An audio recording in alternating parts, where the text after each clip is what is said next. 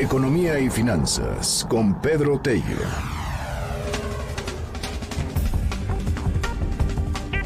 Son las 7 de la mañana con 29 minutos, 7 con 29, pues no cede la inflación, a lo mejor un poquito, pero sigue fuera de rango, sigue fuera de la expectativa que tiene el Banco de México, que tienen los distintos actores, indicadores y pronósticos, y ya también pues pasó el efecto Semana Santa.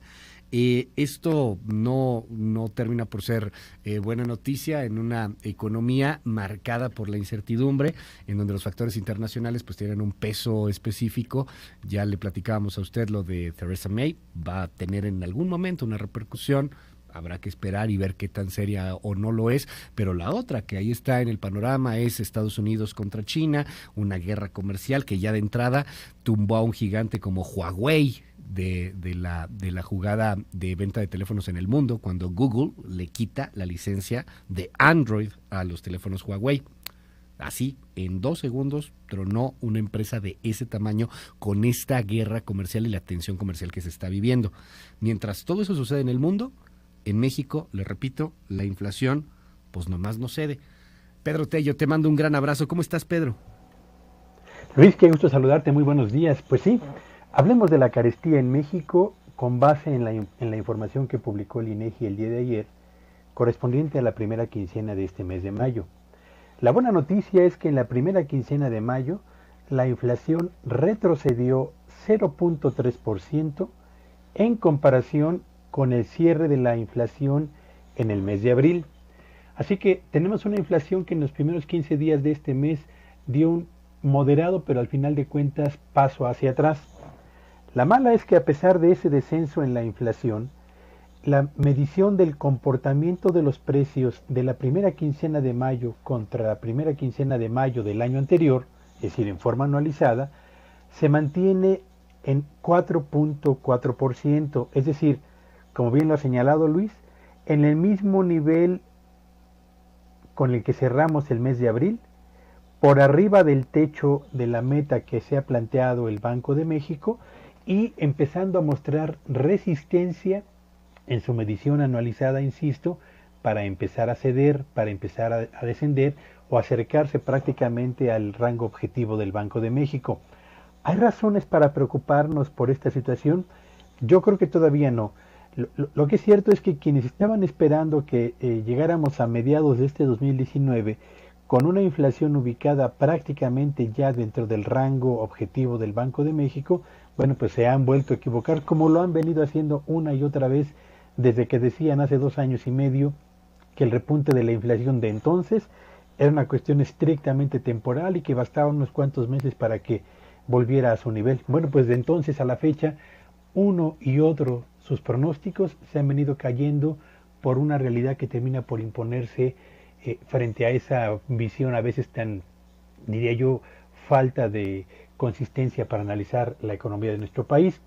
Y en lo que atañe a los mercados financieros, Luis, que es la otra parte de la historia económica que vale la pena reseñar en este espacio, el día de ayer el petróleo mexicano perdió 4.8% solamente en un día, que es su mayor caída en más de 5 meses. Una caída similar se presentó el 18 de diciembre del 2018, cuando retrocedió el precio de la mezcla mexicana poco más del 5.5%, de tal forma que tras haberse mantenido por arriba de los $60 el barril de la mezcla mexicana de exportación durante 37 jornadas consecutivas, bueno, pues a partir de ayer bajó a $59.81 el barril.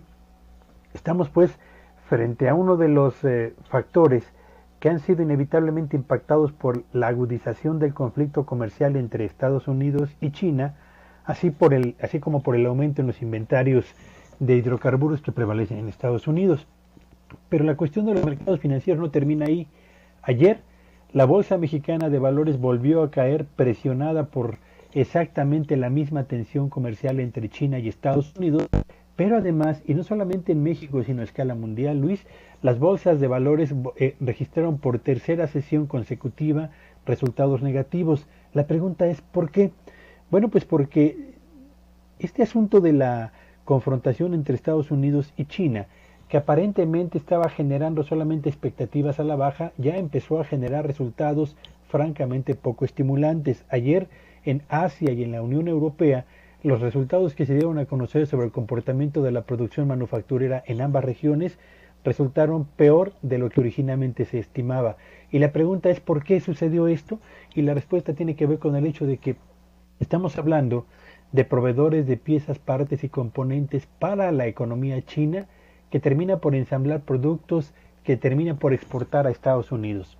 Y si en Estados Unidos levantan una barrera para las importaciones procedentes de China, evidentemente los ensambladores chinos terminan por reducir el monto de pedidos para quienes son sus proveedores en Asia y en la Unión Europea, lo que termina inevitablemente por reflejarse ya en caídas en los niveles de producción en ambas regiones, que sin duda alguna empiezan a poner más que nerviosos a los mercados financieros. Así que la jornada de ayer, Luis, auditorio, marcada por una caída en el precio de la mezcla mexicana de exportación, por un retroceso más en la bolsa de valores y por una inflación que, a pesar de haber retrocedido moderadamente en la primera quincena de mayo, sigue sin ceder en su medición anual, lo que la mantiene obviamente por arriba de la meta del Banco de México, Luis.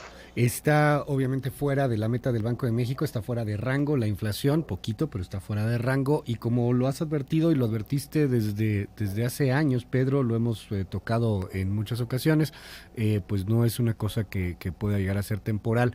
Hay demasiada incertidumbre, hay demasiadas frentes abiertos en estos momentos en materia económica, política, y todo esto pues tiene una repercusión evidentemente en los números y puede llegar a tener repercusiones también en la inflación. Sé que es muy difícil, máxime por la incertidumbre que vivimos, pero de seguir así, llegamos por ejemplo en septiembre de 2018 llegamos a 5.17, de las más altas últimamente. Cerrábamos el año pues más o menos con unos 5, 4 y feria. Pero dime, Pedro, de seguir así, ¿en cuánto crees que podría terminar por cerrar el índice de inflación en nuestro país para este 2019? Ya vamos a mitad de año. Yo tengo la impresión, Luis, de que nos vamos a terminar diciembre del 2019 con una inflación del orden del 4.3%, es decir, ligeramente abajo de lo que en este momento está, pero por arriba todavía en este 2019 de la meta objetivo del Banco de México. Si logramos mantener la inflación en el nivel en el que en este momento se encuentra, yo creo que estaríamos frente a un buen resultado por la condición de la economía mexicana y podríamos eventualmente aspirar en el 2020 a una inflación que se acerque todavía más, si no es que se ubique ya y por fin dentro del rango objetivo del Banco de México. Pero personalmente me preocupa más la caída de la inversión privada, la desaceleración de la actividad económica y de manera especial, Luis, las noticias poco estimulantes de la caída en el empleo en el sector formal de la economía. Gracias, Pedro. Como siempre, te mando un gran abrazo. Te seguimos en tus redes. Me encuentran en @Petello Villagrán. Feliz fin de semana para todos. Feliz fin de semana.